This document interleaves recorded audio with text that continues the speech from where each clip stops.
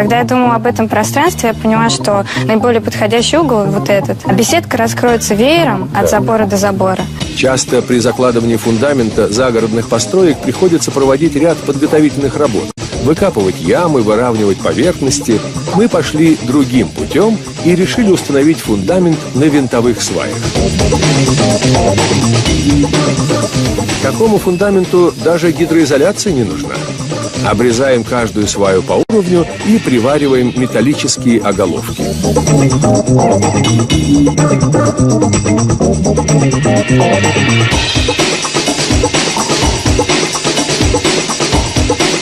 Функцию нижней обвязки в данном случае выполняет деревянный ростверк, который фиксируется с помощью специальных шпилек.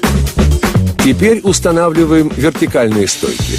Они должны быть основательными, ведь будут держать всю конструкцию.